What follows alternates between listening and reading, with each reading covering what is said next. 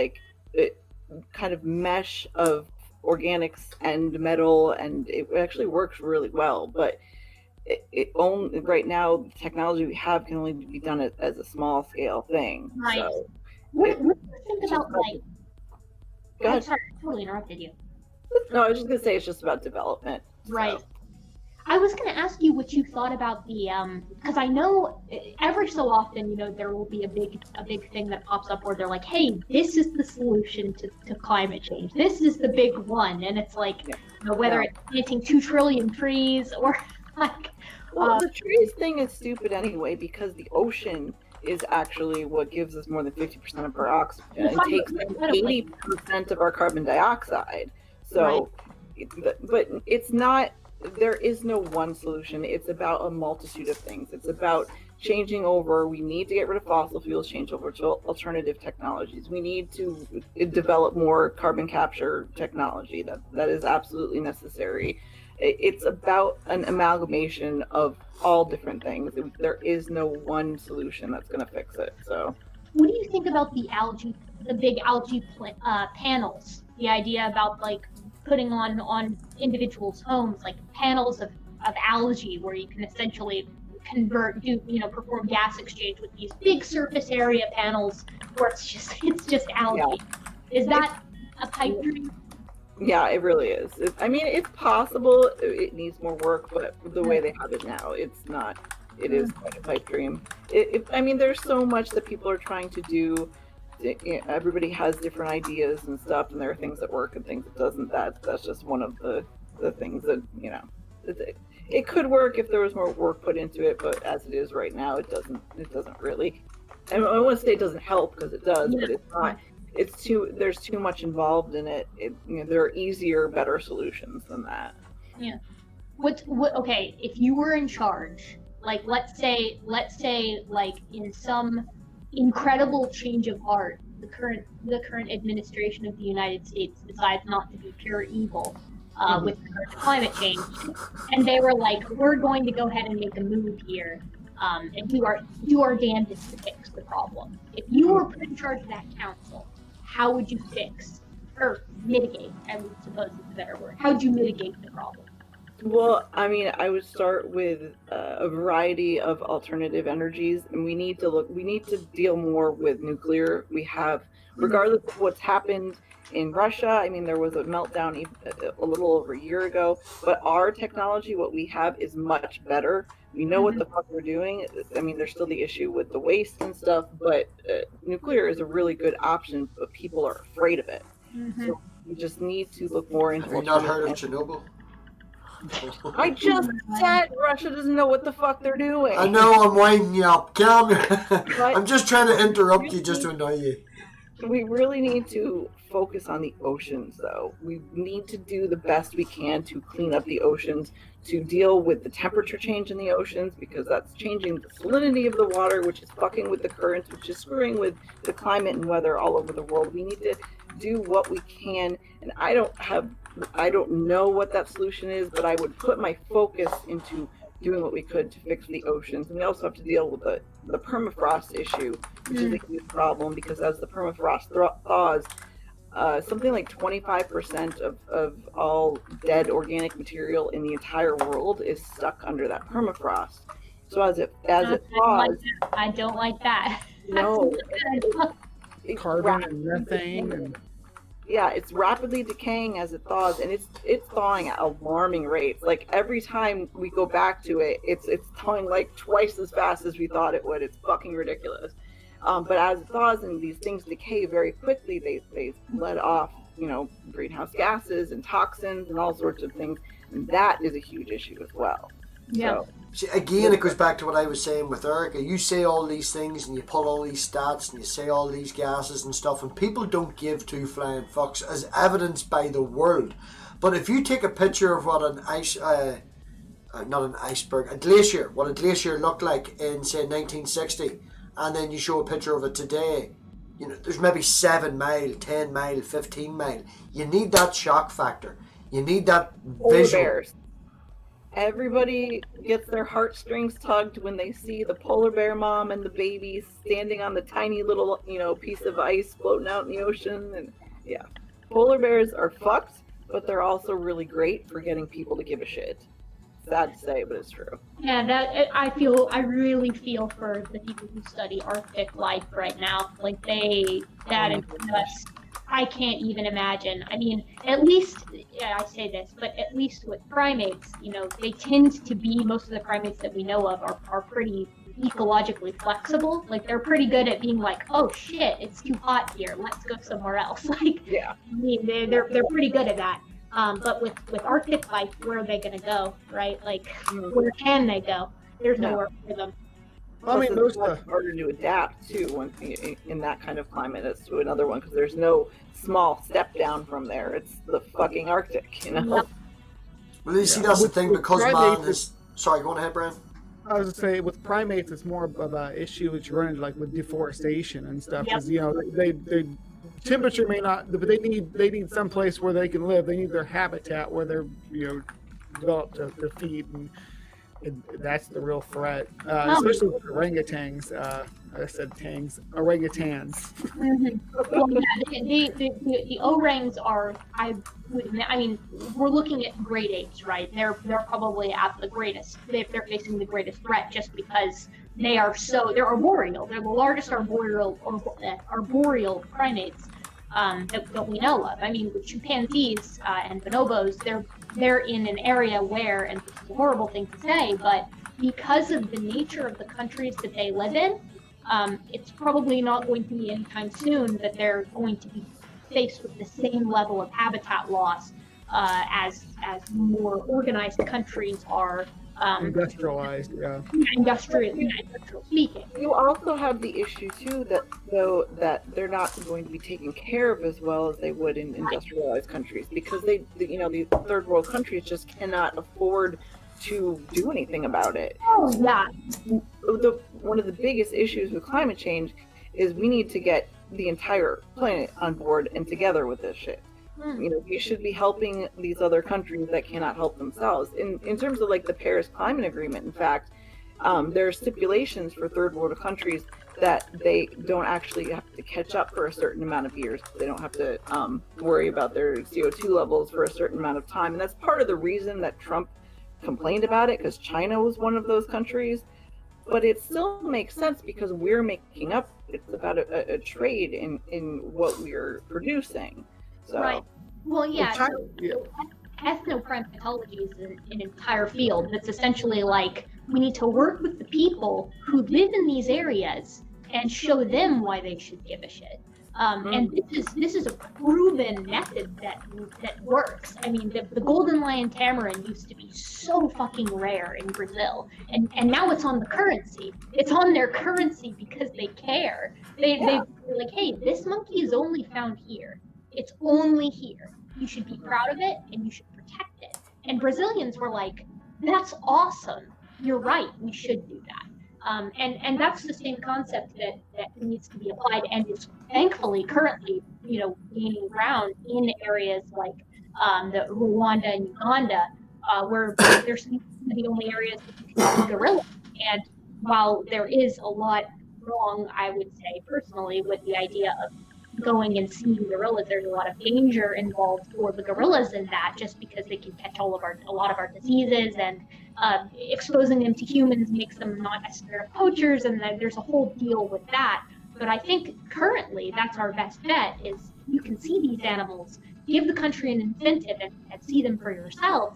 That makes very wealthy individuals from the West much more likely to give a shit and donate to their Put a preservation. capitalist spin on it. Yep, yeah, it's horrible. It's a tourism thing, because it can work both ways, because you have the ecotourism that calls attention to the problems and stuff, but then you also have the issue of having people in the area and ruining that area when The Galapagos Islands are like that. Yeah, Ecuador tried to push that for ecotourism, and then they started kind of seeing some decline in diversity. Kids, if I can just jump in and say thank you very much, Walking Fish, for joining us. And Cadence, you've been awful quiet in the corner. I know Erica and Manda are flying off the handle here with all these rants. Is there anything you would like to add, Cadence? And again, thank you, Walking Fish, for joining. I was just letting them go. I mean, I was enjoying the conversation. Yeah, it was good, wasn't it? Yeah. I just wanted to say, look, she's not just an icon. See where it moves? There too. Yeah. I don't have much to add to it, but I just have, I collect skulls and rocks, and I work in IT. So I mean, Hell yeah, skulls and rocks are awesome. Yeah, I'm hoping to start a skull collection pretty soon. So yeah, Cadence is putting down her collection of cool stuff. Cadence has one of the coolest.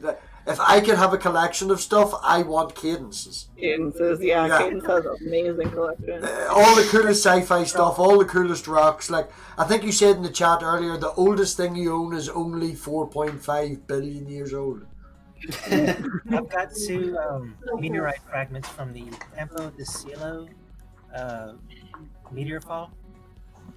Oh my god, that's way older than what I've got. I've got like a trilobite and that's it. Like that's the thing. I used to work when I was getting my master's. I worked in a science camp during the summer, and we would go out. And one of the programs was going out and digging for fossils. And I found a piece of a trilobite, and I was very excited about that. So. Oh my god, trilobites are so awesome. They're excellent examples of evolution, just because of how they're. Okay, BrainBug, you got to correct me on this. They're carapace changes, yes? Yeah. Yes. Okay, carapace.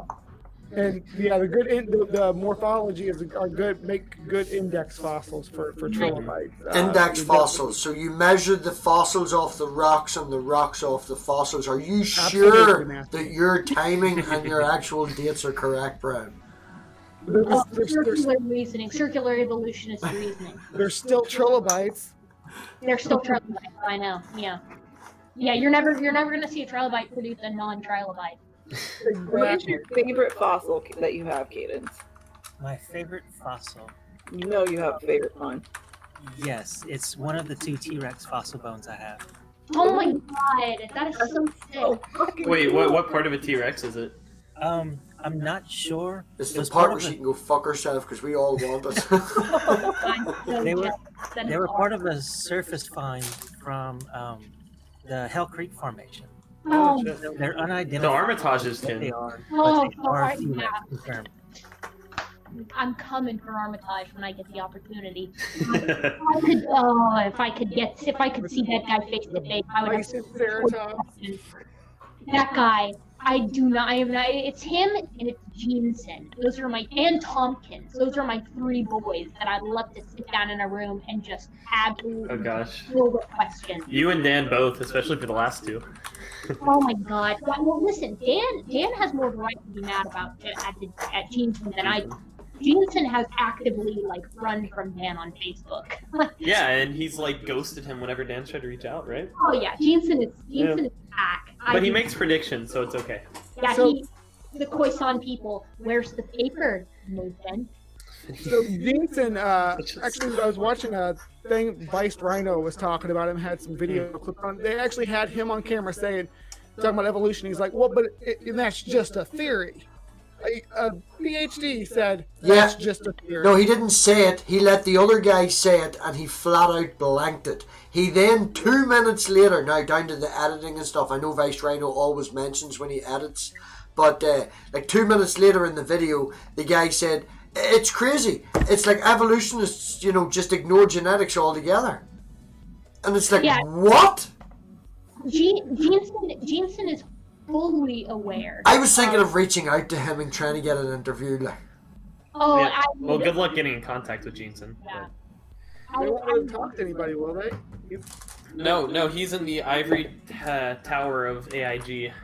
Well, yeah, God knows, Ken Ham will not allow anyone to actually drill Jensen with any questions, because that would reveal just how manipulated that data set is. I mean, did you guys, Walker, have you seen what he's done with his Y chromosome civilization predictions for populations? No, I mostly keep up with Jensen through SFT and Kin. Oh my so God. Anything that they haven't mentioned, I haven't heard of. Yeah, well, he's actually trying to use the Y chromosome to estimate population size of like previous civilizations. Mhm. And you can't do that because if you map the Y chromosome, populations exclusively will grow if you map Y chromosome backwards. Because you're at best getting an effective population size at any time, right? Exactly. Yeah. You're missing all of the truncated lineages. And so basically what you end up with is a constantly growing population. And Swamidass like saw that and he was like, there's no way Jensen would honestly put that as a methodology. There's no way. And then he looked at the paper and he was like, Swamidass, sweet Swamidass, the absolute sweet summer child of peaceful science, always sees the best of people, was like, are we sure this isn't some Poe's Law shit going on here? Because it's absolutely insane to like. I gotta talk to Swamidass sometime. Sorry. I'd love to talk to them as well. He seems awesome. But yeah, Jensen is a hack. I don't like that. Yeah, my favorite thing is I think CRISPR had the best handling of Jensen because. You know, he was like, okay, he was doing a review of Jensen's paper in the comment section of one of SFT's community posts or something. And he's like, well, Jensen didn't take into account, X, Y, and Z. And SFT said, so are you saying a PhD geneticist from Harvard didn't know about these variables? And he's like, well, when you put it that way, it's a lot easier to tell he's lying. Yeah. Oh my God. That's the thing that drives me crazy. In his book, show me in my book. In his book, Replacing Darwin, he has a section where, when confronted, not literally confronted, but when he's trying to appear as if he's unbiased, he's like, so people might wonder why we're using a constant mutation rate. Well, evolutionists use constant decay rates for radioactive materials, and they use a constant rate for the speed of light. So we're allowed to do the same thing with mutation rates. And I was like, a PhD from Harvard thinks a viable rate. You can equate mutation rates in biology, which are always affected by what's going on around them. They are so subject to their environment. It is insane. It's the same thing as the mathematical constant of the speed of light. Are you kidding me?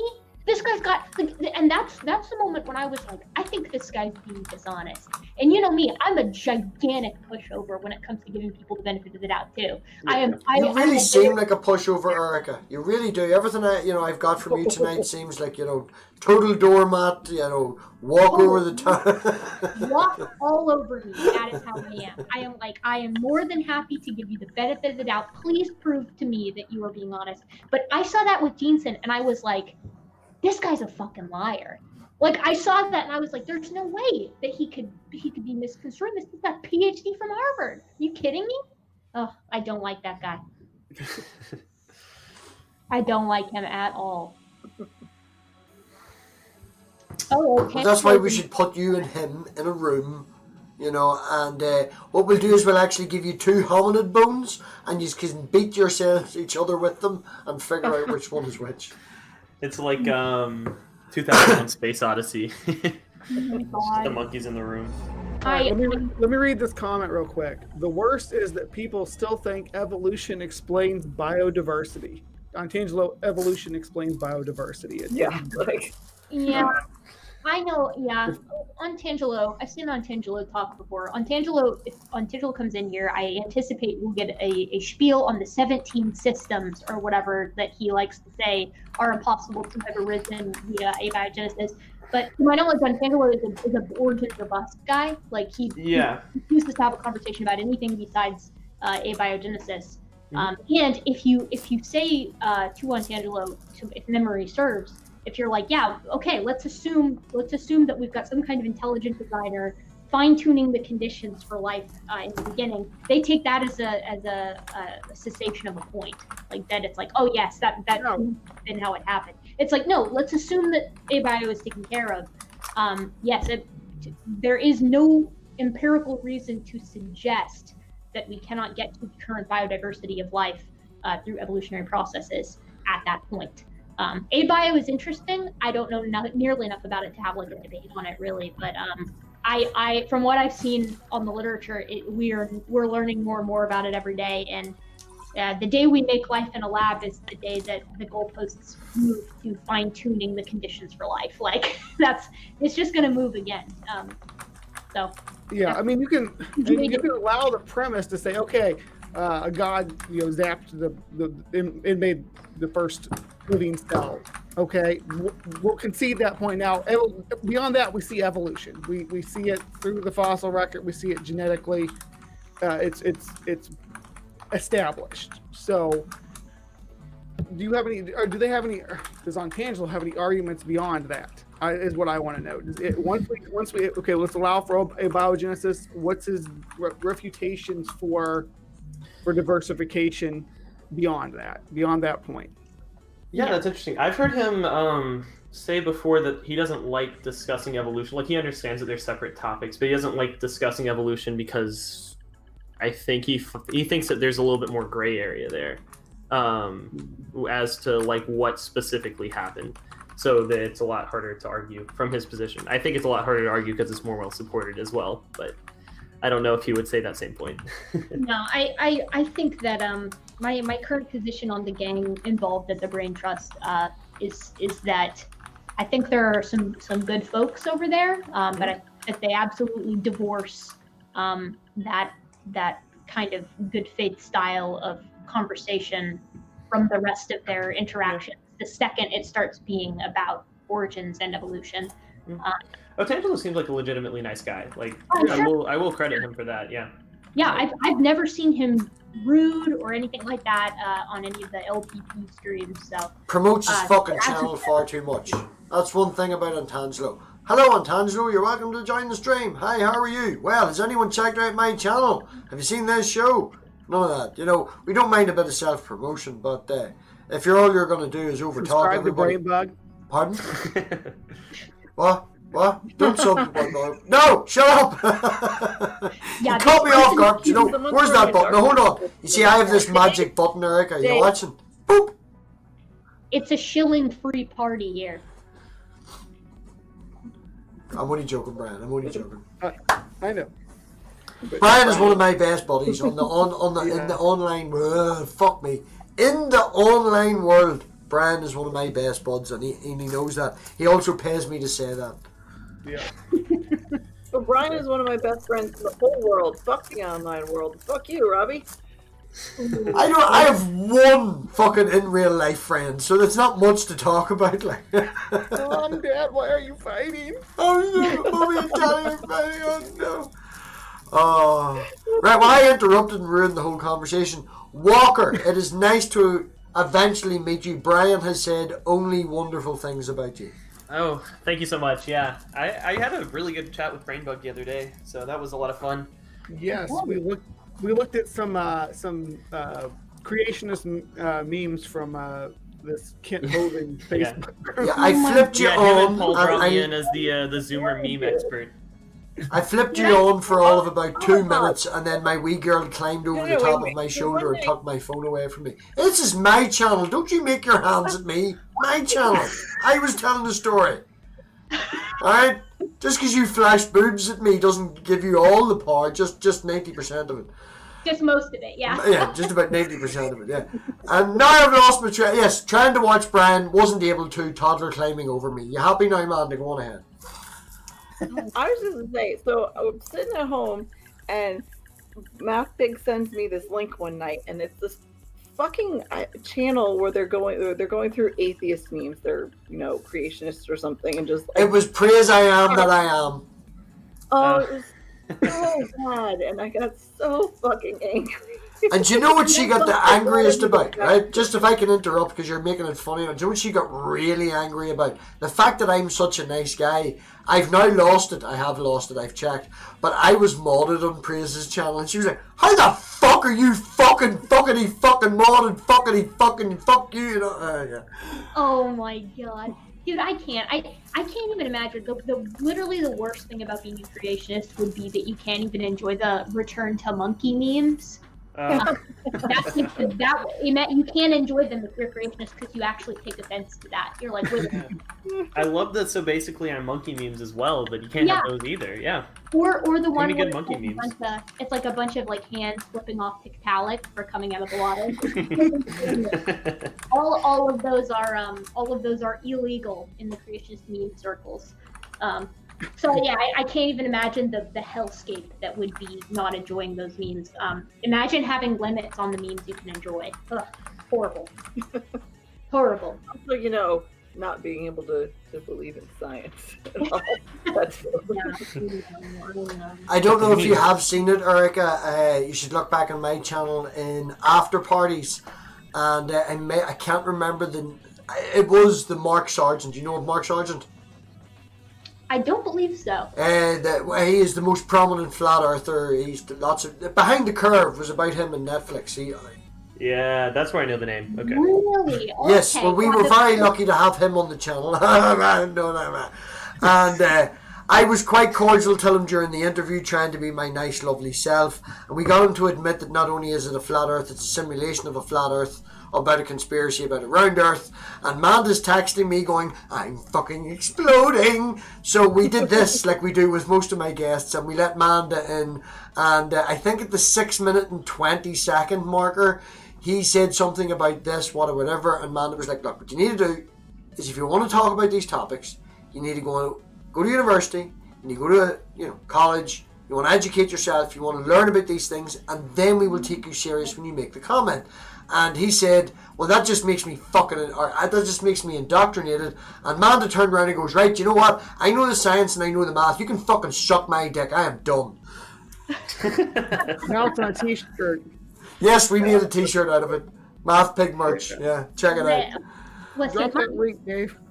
my standards on talking to people, like I'm pretty willing to talk to just about anyone, but after I had a conversation with a flat earther, with Nathan Thompson on Modern Day Debate, I was like, I'm done. I'm not talking with flat earthers anymore. Yeah, that was Manda's breaking point. No, I was the one more after that. I have a degree in astrophysics. So like, and you're like, no. Yeah, I actually had a friend that brought me on his channel to talk to one of his friends, his best friends, that's a flat earther. But he said, "Oh, you'll be nice about it," and I'm like, "Dude, you know me. I'm not fucking nice about this shit." So I'm like holding myself in the whole time, and yeah, I can't. I just can't. I don't.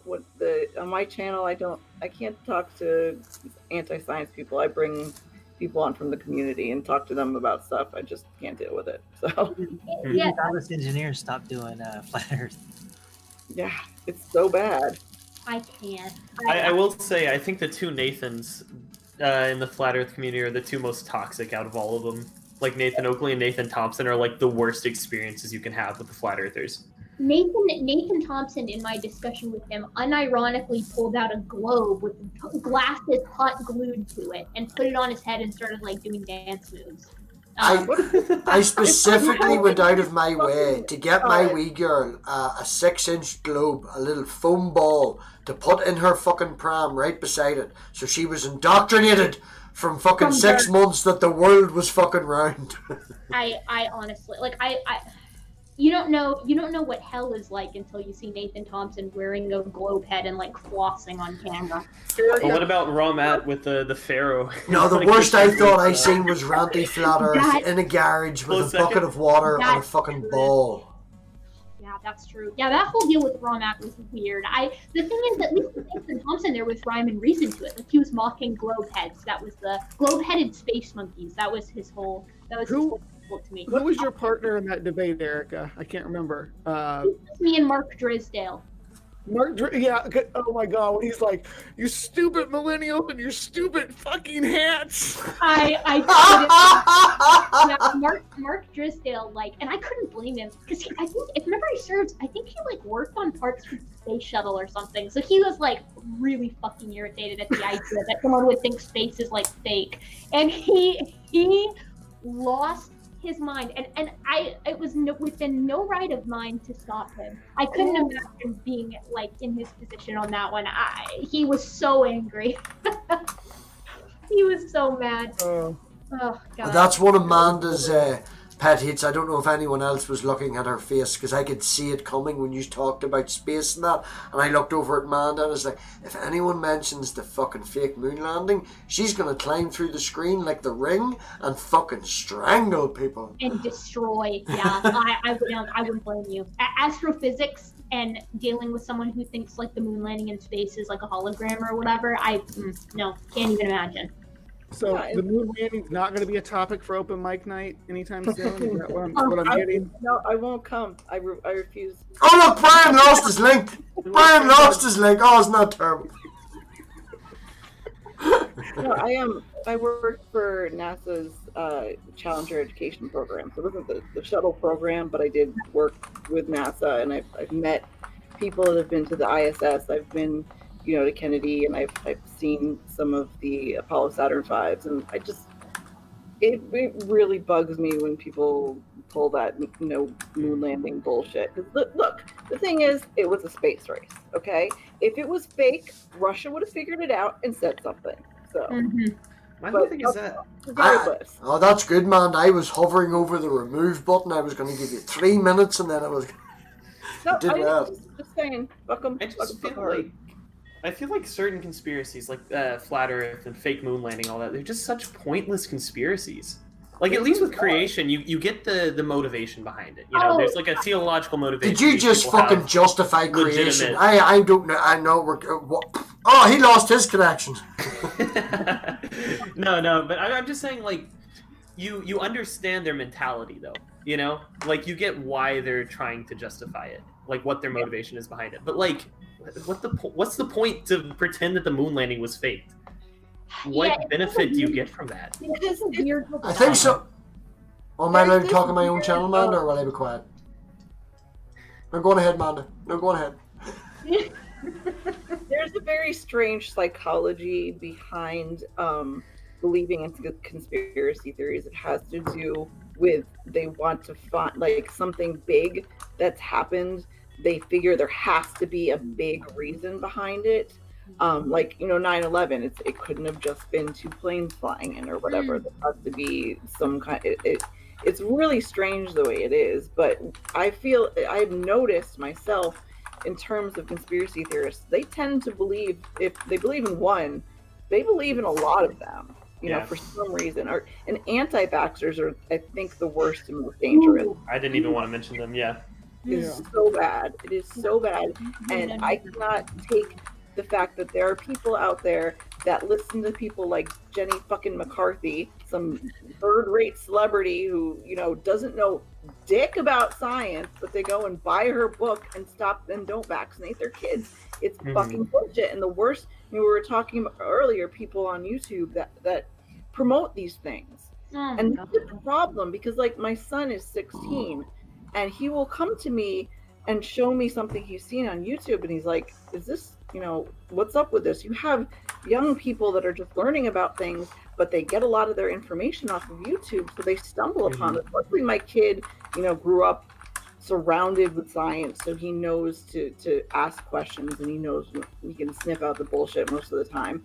But I think about, other children that even adults, for fuck's sake, that aren't as well educated, that are just like, oh yeah, that makes sense to me, and then they believe it and they push theories. Anti-climate and anti-vax, though, are the two most dangerous and most worst. Yeah. Agreed. Yeah. Anti-vax. Oh, go ahead. No, please go ahead. I was just gonna say that, like, anti-vaxxers and the whole like Church of Christian Science, you can pray the cancer away, that kind of stuff. They actively kill people. Okay, can I ask a question? Can I ask a question to the group, to the hangout, just before we go on? We have two more people wanting to get in. We have Ontangelo and we have Drag. No, nobody has to leave. If I send a link in the private chat, can we all jump across to that? Because I don't want to ask two people to leave. I'd rather give access to two people to join. Oh my god. Wait, drag. I love one of my favorite. Yes, I'm okay with that. But also, side note, one of my favorite things that ever happened to me on YouTube was when G-Man, in my discussion with G-Man, he told me that Dragnot fans called themselves Dragoon. Yeah. Okay. I was like, is this a name that you've given drags Yeah. followers, or is this like is this Totally not self-shilling in any way at all, but Erica, I asked him the same question when I interviewed him, so go back and watch the drag interview on my channel. Oh my god, I love it. I think that is the funniest thing. G-Man was worked up about You it. went up against G. I'm like, that's like literally the only person that I think I would go up against, just because it's so fucking nuts. The very first person I ever spoke to online was Jay Pasick, and then I sat and got drunk with Jay while he tested out his new equipment, and then I went straight to G-Man and started screaming at him because he said lying is worse than pedophilia, and I was drunk and I was like, let me into that fucker, and then it's Patreon access, Patreon playlist, you'll get to see that. I will say, I've said it before and I'll say it again. My conversation with G-Man was one of the more fun conversations I've had. Just because you can say a lot about the guy, but he's down with having like a chat and like having a good laugh. He was fine with me. I realize he's been not fine with many people. But with me, it was an enjoyable conversation. I left that being like, man, G-Man's got a lot of weird positions and a lot of inappropriate positions, but at least it wasn't Nathan Thompson. That was my All right, I'll go. Yeah, I can piece as well because I have some stuff to work on. So Walker, you can stay if you want because I'm actually due to walk my dogs. So if you would rather, I can back out. So I've got to go anyways. I'm fine either way. All right, I'll get out of here. MathPig, thank you so much for having me on. This was wonderful. Every moment. Thank you very much. And you do realise that, I know that you're running because of Antangelo. I do understand that. I'm clinging because of Terrified him. Just so we can clarify that, you are leaving because you are afraid of Antangelo. No, I am. Yes, that is 100% true. It's also, I also will not debate Antangelo because I'm afraid of him. I couldn't handle it. So, Such an intimidating guy. I don't blame you. it's on record. It's on record. You can quote mine this for sure. All right, guys. See you later. Thank you. Right, we have a slot open for drag. We have a slot open for Antangelo. The link is in the chat. Both of you are more than welcome. I bet you drag will be in here first. Now, is that because atheist? Oh no, I'm fucked. I'm wrong. All money's gone. All money's gone. Antangelo, thank you for joining. Yes, hello guys. Hey, Antangelo. Hello. I was going to make a joke about how Christians can't use the internet, but... No, Antangelo can definitely use the internet. He's everywhere at once. Oh, and I've just realised because Antangelo stole Erica's spot, Antangelo is now the main feature of the stream. Fair enough. So, Drag, thank you very much for joining as well, man. Yeah, not a problem. I hadn't been in here in a while now. A little birdie told me Antangelo was lurking, so I figured to see if he had learned anything since the last we spoke. Yeah, no, I need to tap you for Thursdays. Thursdays we have sort of like an old Google Plus sort of hangout. We pick a topic, we talk about it, and everyone's welcome. So might be right up your street, sort of old rage style hangouts like. Yeah, I occasionally will tune in for some of those. If they're interesting, I might stick around and not say anything. But it just sort of depends. But yeah, no, I've been lurking. You should just create a sock account, call it Trash Clown. Yeah, I have a few. Yeah. Stock account called Trash Clown. Have you interacted with Smokey at all? I have no idea what you're talking about. Yeah, no, Smokey had caught wind of me way before I knew about him, evidently. And so he and I have interacted one time, and that's sort of all I need. One time too many, yeah. Yeah, that was it. So I was like, all right, buddy. Well, you're a winner. I think you were there for that, weren't you? Which one was that? For Drag and Smokey. Oh yes, for the first interaction. I'm not going to blow my own horn or anything like that. That may have been my fault. I've seen Jill in the chat talking shit about Knock, so I sent Knock, and then Knock got excited. Then I think Knock contacted Drag, and then the whole thing exploded. And I just sat back and got slightly angry, and then screamed. But Yeah, anyway, Brian and Walker, seeing as you were here first, and Cadence, if you have anything as well. Antangelo is there, and feel free to attack like you evil atheists do. Well, that's not my proposition to attack atheists. I prefer to have nice conversations and expose more of my views, and I like that. Oh no, I was saying that they were evil atheists, Antangelo, they were going to attack you. We are evil. Oh, okay. Brian, I know specifically, has a perfect barbecue baby sauce. Well, that's not what I said. So you guys can self-define you guys however you want. You know, no problem with me. Okay, Brian, have you anything you'd like to ask on Tangelo? Then we'll go. Well, yeah, there was something he said a few minutes ago in the chat that I'd like him to elaborate on. He was saying that the fossil record actually goes against evolution. I was kind of interested in the line of thought on that. Yeah, I think the Cambrian explosion pretty much refutes the proposition that long periods of time and gradual increase of complexity of organisms is the case. So that's basically what I mean by that. Why is that? What? Oh, go ahead.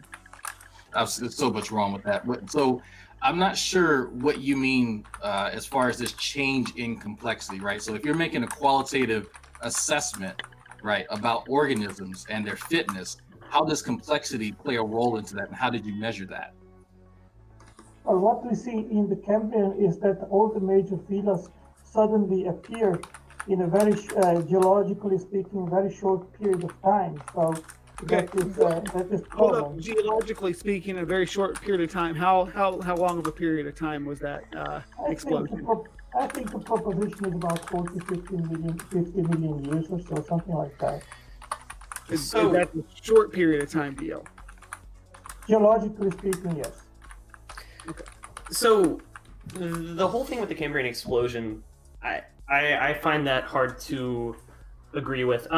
Just because we have precursor animals from before the Cambrian, we have the Ediacaran biota, where we even have bilateralian, potentially deuterostomes and protostomes. And then also the explosions in the Cambrian came in multiple waves, right? It wasn't just like one big explosion out of nowhere. You know, we have the Fortunian, Cambrian stage 2 explosions, and this is happening over about 55 to 60 million years, which is how long it's been since the dinosaurs died out.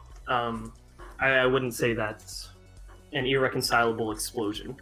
And we don't even, like, there's that whole argument where, oh, well, all the phyla are represented. Our phyla's representation is basically a worm, right?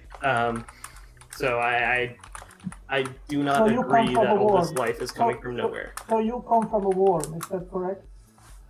Yeah. Well, I mean, it wasn't a worm, but it was a cephalochordate. Our last common ancestor with all animal life was, or with the rest of the animal phyla was worm-like. He's not necessarily saying it was an annelid. It just structurally. It was. I mean, like, so one of the earliest representations is Pikaia, right? Which has the same segmentation as the rest of the vertebrates. It has the beginning of cephalization. It has the beginning of gill slits. It's still jawless because it precedes lampreys and hagfish. So it's pretty gradiential, but that's our phyla's representation in the Cambrian. It's not, mammoths. We're not seeing mammals in the Cambrian. So just real before we continue, Tangelo, could you offer just like a brief summation of what Walker just explained? No, I don't think that's necessary. No, I didn't say it was necessary. No, he directly asked you if you could, whether it was necessary or not. Can I ask you your age? It's not necessary. Can you answer? No, I want to answer. Okay, so the issue here, Tangelo, is as he was explaining that, right, you were sitting there laughing. And so you say that you want to have cordial conversation with people, but every time I've spoken to you, you've gone out of your way to be disrespectful to people as they've been talking. And then when we have the conversation, you're responding to something someone didn't say. So that's why I have made it a habit of asking you if you can just offer anything that that person just said, because it's clear that you weren't paying attention. Okay. Okay, cool. So how about this? If you did not understand something that Walker just explained, how about you ask him? No, I'm not interested in asking him. What I'm interested in, I will ask, but I will not make questions which you suggest. Okay? Well, I mean, my biggest problem is just that you completely shifted the goalposts. You said that the Cambrian explosion falsifies evolution, and then I explained that it's not just one explosion within a super short geological time period, and then you're like, haha, you evolved from a worm. Okay, let me ask you, how much time does it take to fix 2 mutations in the genome? I do not know off the top of my head. I'm not super well informed on population genetics. To take 2 mutations in a genome? Yes, to fix 2 mutations in a genome. How much time does That it could take? take milliseconds. You know how big certain genomes are? There are literally science papers out there which explain the time problem. It takes huge amounts of time to fix a mutation in the genome. Tangelo, I could walk outside and be exposed to the sun for 5 minutes and have 50 mutations that get rectified by my own molecular machinery. You do know that, right? Like there's cancer checking mechanisms within our bodies to fix those thymine dimers that get caused from UVB radiation. Are you kidding me?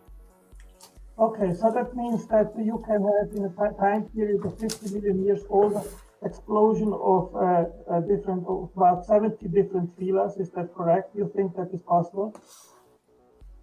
Actually, it's been sort of demonstrated. I mean, I'm not sure what specific line of evidence towards the emergence of our phyla that you're contesting here, because it just sounds like an argument from incredulity. Yes, correct. I'm incredulous that it is possible. Okay, so if you're offering me an argument from incredulity, that is fallacious and I reject it.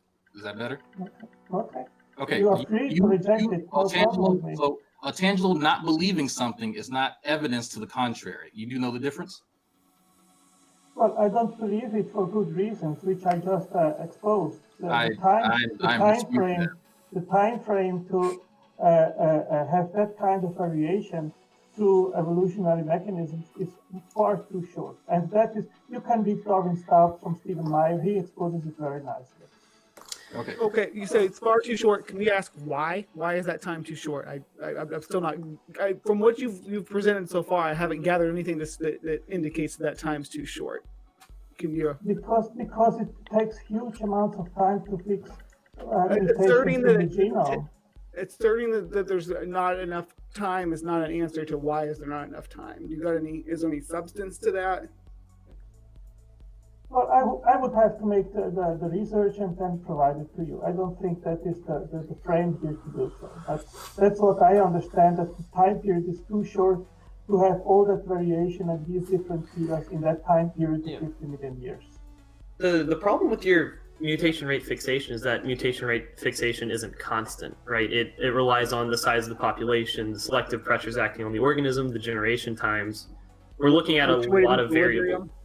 Yeah. I mean, I think that using the fossil record to say anything about biodiversity and evolution is fallacious, because what defines organismal complexity happens on a molecular level, and that's where you need to find the evidence.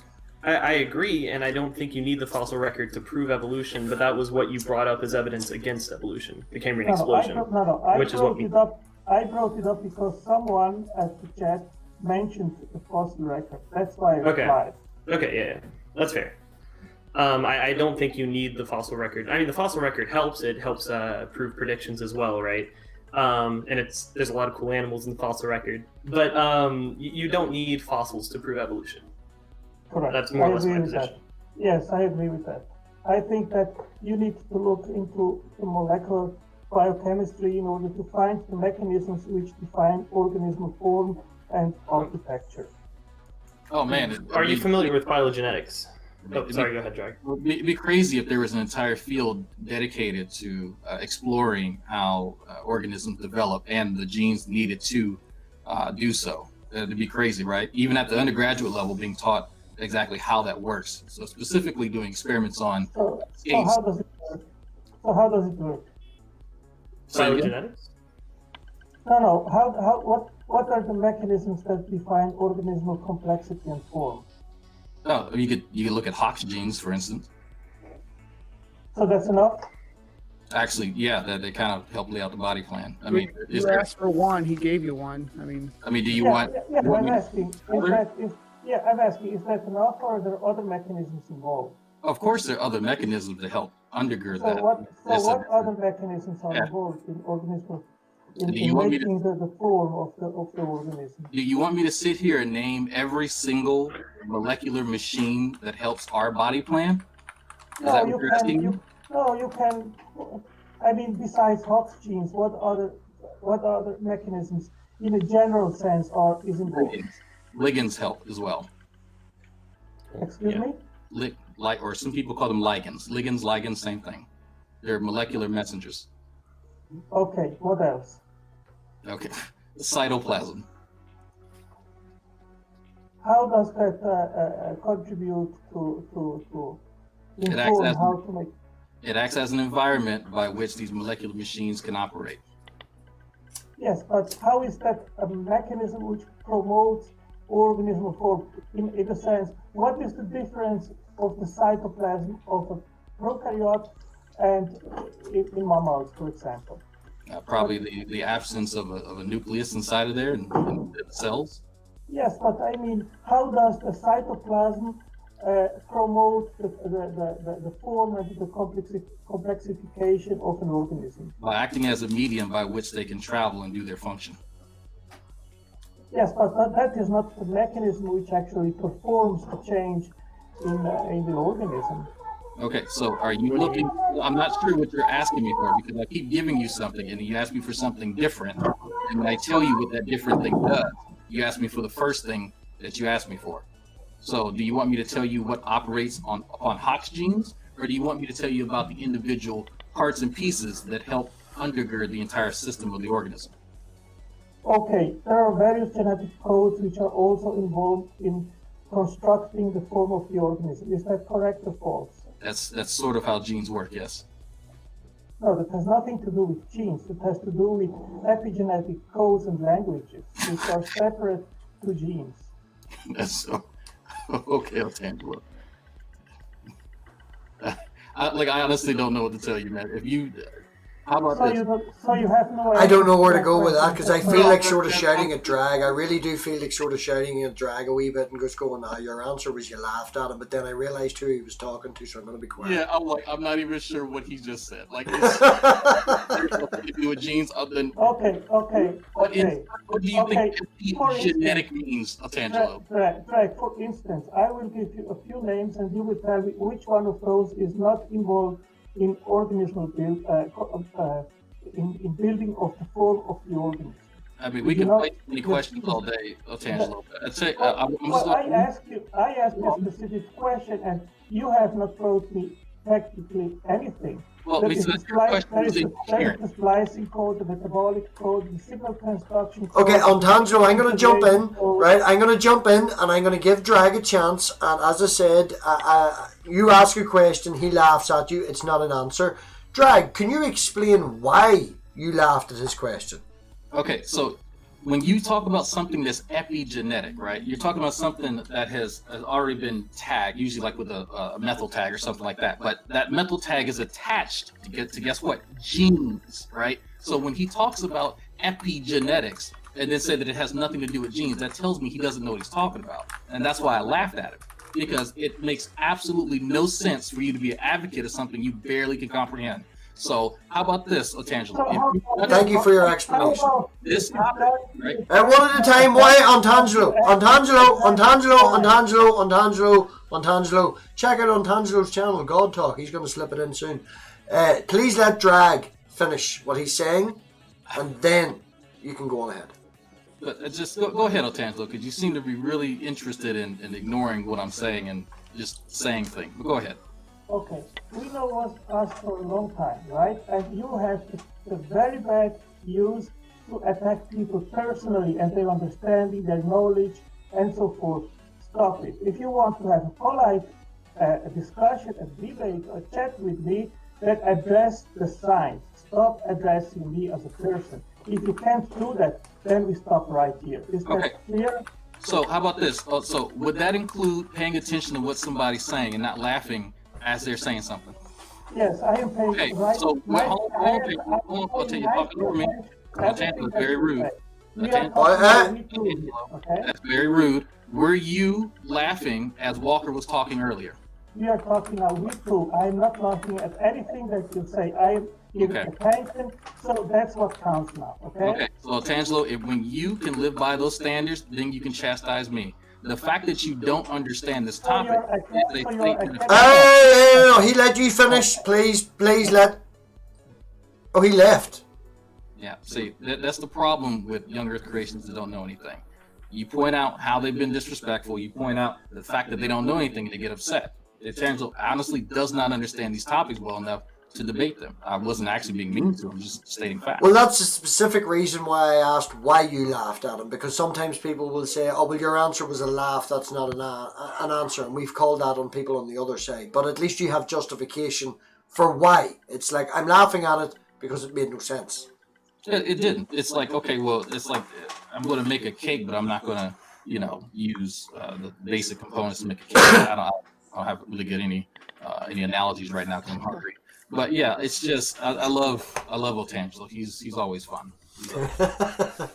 He pops One in. thing that I'd really like to point out is that we've had Otangelo. Speed of Sound of Gravity has had Otangelo on at least 3 or 4 times, and Walter can attest to this. Yeah. With Demeter, who is a PhD molecular biologist and an active origins of life researcher, who's already explained these things to him ad nauseum.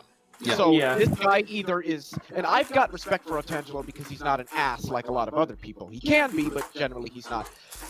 I don't know if he's just so ignorant that he doesn't understand the explanations that are being given, or if he's just so entrenched in his own bias he doesn't care to listen to them. Yeah. So I don't know which one it is. I've dealt with him for a few years, actually, believe it or not. And a part of it is that he's not listening to anything that you're saying. No, he doesn't. He's not going to cuss you out, but he is actively waiting for you to stop speaking so he can just gish gallop his way through the conversation. And that's been pointed out to him before, that one, dude, you can't do that and then request that people be cordial with you. And 2, you simply don't have the requisite knowledge to talk about these things. It's like, I don't know how else to explain it to him nicer. You know what? It brings a reference to what Manda said to Mark Sargent, you mentioned earlier. She asked him to go get educated on the flat Earth. He told her she was indoctrinated. Well, Otangelo just straight told Walker that he didn't listen to anything he said. He said no, I wasn't listening to anything. He asked a question, and when he realized he had an answer for it, he didn't want to listen to the answer. He was looking for his next point that he was going to try to throw out on the table. Maybe we wouldn't. Exactly. It is kind of a shame though, because I've never feel heard like him talk about Otangelo- evolution. Oh god. Sorry, who was that? I feel like Otangelo tries to ask certain questions thinking that they're gotcha questions when they're actually not. There is an answer to them, and he just doesn't know that Yes. because, like Dregnot said, he doesn't have the requisite knowledge to understand how to answer the question. So that when an answer is provided, he either just blocks it out, or it goes so far over his head it probably takes out 3 frickin' satellites at the same time. So I've had an extended conversation with him right before I got on AXV for the first time, and I gave him about 5 or 6, I think, primary resources for like non-enzymatic polymerization, all types of stupid stuff that I knew he didn't understand, but he wanted it. And the second it came down to him acknowledging that this sort of chemical interaction exists, he moved on to the next thing, and he did that like several times. And it's anytime I watch him with somebody that sort of knows the topic really well, he will just trot out something else. He has no interest in actually viewing his own positions objectively. He's trying to just convince other people what he believes, and that's it. Yeah. But I was saying, like, I'm kind of sad. We had him started on evolution, and then he did the good old bait and switch and went straight to origins or bust, irreducible complexity.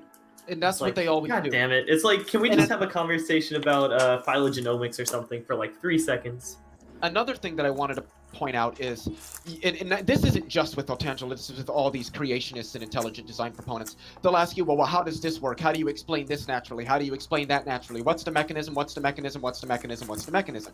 And then when you ask, okay, you said God did it. How did God do it? What's the mechanism? Oh, well, you see, we don't have a mechanism yet. We don't really know. God's It's like, okay, hold up here. Why is it that we are not allowed to have a model without a mechanism? Because we don't quite understand some of this stuff yet, but somehow you are allowed to have a model without a mechanism, and it's not really a model, it's just a baseless assertion that God did it. It's I sheer heard you throw that at John Maddox. Yeah, and he kept muting me every time I pressed him to answer because he didn't have an answer. Oh, got that guy. You've tried a couple of times, Brad, but he won't even debate you. Yeah, I mean, it's a lot of these guys. And like I get it, right? When I first came into this weird sort of corner of the internet, I was interacting with Brett King and had the gotcha questions and all that kind of stuff. And he was asking me about the locking knee joints and all that. And I made an ass out of myself because I didn't have the requisite knowledge to back the positions that I had. Like, I had the right positions now, and I know that, but it's hard to kind of see that in the moment because you're so ingrained with wanting to be right. But these guys want to dedicate the time it takes to actually learn about the topic. And because, like I said, you know what? I get it. He doesn't see it. A lot of people have a hard time conceptualizing millions of years and what I call gross anatomical changes occurring throughout many phyla, many species over, that span of time. It's hard to believe. It's hard to see. Yeah. But separating your personal bias from what's demonstrable is something that takes an IQ above 60. So maybe that's what it is. I don't know. But I just wish a lot of them, John Maddox, Smokey, Tangelo, G-Man, I wish they would take time to sit down, do some actual reading instead of just watching stupid YouTube videos and thinking that they can, go up against any, graduate student or PhD holder on the internet. Yeah. I don't want to come across as ignorant here as best I can because I do appreciate to try and keep an equal platform. But Smokey quoted Sky out and used his arguments the other night in the debate we had here. And as a gay man, you were fucked from the get-go. It's Sky out. What was the topic of that debate? I didn't see that one. The topic of that debate was: is there sufficient evidence or sufficient reason to believe that the Christian God exists? I'm gonna have to check that out because obviously there isn't. Yeah. Oh boy, if he's borrowing stuff, was that Cadence talking? I'm sorry. Go ahead. Oh no, you're fine. Go ahead. I hadn't heard from you. I wanted to make sure you got a spot in, please. Exactly. No, yeah. Cadence is quite shy. Now, Now, if you ask Cadence about sex cages and funny high heels that you can't walk in, definitely the person to talk to about that. Okay, moving on. Let's just go back to my skull collection instead. Cadence we stole from GE. Cadence is one of the mods over in GE, so we stole her from John. It's unfortunate. Yeah, I still want a skull collection. This is very off topic, but I do have one fossil, and it was one that was sold to me as a Basilosaurus, and I found it was a mosasaur, and it was like a fake fossil as well. But yeah. Oh, I have a mosasaur tooth. Yeah. Yeah. I don't know. Otangelo is normally a fairly nice dude. The only time I've seen him be rude to someone is when he told RJ he was a waste of space or something. The first time he was on this channel, I think in the first 20 minutes he promoted his own channel about 20 fucking times. Well, at least he didn't bring up his blog. That's where you he linked it to please. I actually have a copy of Don't it. get me started. Oh, the Literally, he'll make a claim, and then the link that he provides for evidence is his own fucking blog. Right. Oh, I went in there expecting citations when he sent it over. I was like, "Do you have something to back this up?" He's like, "Yeah, here." I'll drop it in the private chat and plugged it in. It was just like his. It was like a message board than a blog. But The reason in science or whatever it is. I'm just like, dude, that you don't know what It's proper source citation is, do you? So I had some fun with that because I had seen it before, but mind you, the last time I saw it was like 2013, 2014. So he showed it to me recently. And I was like, oh man, he still has this. So I said, okay, cool. I just so happened to have done some research in a few of the areas mentioned in there. So I said, okay, let me ask him about this. So I started going into detail. I think it was one of the biochemistry bullet points on there. I started asking him about it, and I'm like, wow, he actually knows dick all about this. Wow, this is going to be fun. And so I'm just asking very, very specific questions that he can't Google. And man, he's getting frustrated. So he tries to move the conversation away from us. Like, no. Yep. No, this is on your blog, man. Let's talk about it. I just so happen to really like this topic. And man, if that's the trick to dealing with Otangelo, especially in text. Go into an area that you're familiar with, and the question that pertains to the nonsense that he's putting out there, make it so that he can't Google different things, because if you know a little bit of the language, it helps. But what he likes to do is to take words he doesn't understand. Of course, you can Google them and then try to find a reference for it in reference to what he's saying. But the problem with that is that what he puts on that message board is wrong. So he's not going to find that the link between what he's going to Google and then what he needs to say in the moment. So he had a hard time with that, and that tickled me pink. I Pretty just much think what that's he did, Walker, with that paper that he gave us like what, a day or two ago, thinking that it showed that information is immaterial, and it didn't at all. I swear these guys read the title of a paper, maybe the abstract, like at the absolute best they might skim through this paper, but these guys don't actually read these papers, and even if they did, they're not understanding it. And they're not trying to. They're trying to pick out any buzzwords that they can that they think support their position. Skimming is generous, especially with Max. I think it should. Scroll down on the certainly. paper and look for words that the words that they want to be in there, and then yeah. Where did John Maddox come out of? In this last couple of months, he's just sort of, fucking everywhere.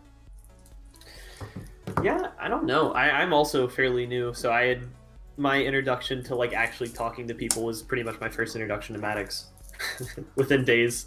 Yeah, CryptoCast9 told, I don't know if y'all know who that is, but so Cooper messaged me on Discord. He's like, hey, I found a new one. I was like, what are you talking about? Oh, there's Standing for Truth found a new running buddy. I was like, no. And so he showed me John Maddox, and he was like, dude, listen to this conversation. And I'm like, CRISPR, bro, why are you fucking with them? And he just dies laughing because it's like, if you, like, I don't know, CRISPR's working on his PhD right now. Like he's been doing molecular biology research for the last few years, and he just comes out here. He's fucked with these guys. Don't know that half the time, and it's so funny because he starts asking little innocuous questions that have to do like almost directly with what he's done research in, and it's hilarious. Yeah. Well, I've tried to do that with Maddox before. Actually, I think it was on quantum mechanics, and he just kept muting me because he kept trying to say that wave function collapse requires consciousness, and said that there's papers that say that. There's not, and if there are, they're not peer reviewed, and they're probably not published because places, legitimate journals, aren't going to publish. That's playing fast and loose with terminology. Exactly. And I tried to go. I tried to go down the route of mathematics, like the wave mechanics that underlies what quantum mechanics is, and that didn't go very well because I don't think Maddox even understands single variable calculus, let alone the tensor calculus and the multivariable calculus that's required for QM. Maddox is the guy that screams atheist triggering, isn't he? Yes. Pretty much. Oh, yeah, no hesitation. Well, they both do that. Yeah, well, Smokey's actually been he's been excommunicated by their little group because he's Really? just Pretty much. yeah. Really? What happened? Christian infighting, if he's you could just believe it. Too much of an asshole for them. Wow, that's saying a lot. I know. I think it really started when he pretty much just baselessly attacked Jen Aldrich as being some ethos, whore, slut, whatever other word he could come up with. Yeah. And they were just like, okay, dude, that's just a little too far. I talked to Jen about that, and I'm like, for somebody that doesn't even have an OnlyFans, you sure have gotten this guy to simp for you pretty hard. I mean, it's Jen. like Oh man, jeez, I was texting Jen the other night while that was going on. I was like, Jen, all you're gonna do is jump in and aggravate the situation. I don't give a fuck, you fucking bastard. Oh, it was like, fuck, don't shake your chest too fast, man. You might make this guy splooge on himself and quit the internet. when she came out and was like, what is your connection with Ribbon? I'm fucking him. Okay, right. I did anybody else did anybody else who watched that stream when she came in and admitted that or I should say hear in Smokey's voice how seemingly upset he got when she said that? Well, I'm going to release a secret right now, right? I'm going to release a secret, and there's only a few people know this, and as we discussed earlier with sock accounts, I have a sock account that I created called Trash Clown, Smokey, if you're listening. And I've been popping in and out of his chats, and I've been popping. I don't know if you've seen me, man. It's the scary clown. Yep. I've seen it. There you go. Yeah, I've been popping in and out, that and sort of trying to play. Oh, Smokey's this and Smokey's that, and then back with knock and stuff and all the rest of it.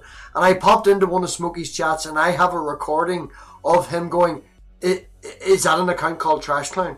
It is. It is. I have won the internet." It is absolutely fucking hilarious. He's so up his own ass because somebody named a fucking soccer account Trash Clan. Oh shit! That's You need to find something to do with that soundbite, man. I know, I really should, man. I really should. I did make a wee video whenever I hit 800 subs and sent it to Amanda, and it popped up, and I put Smokey's voice in the background going, I have won the internet, like, but she didn't get it.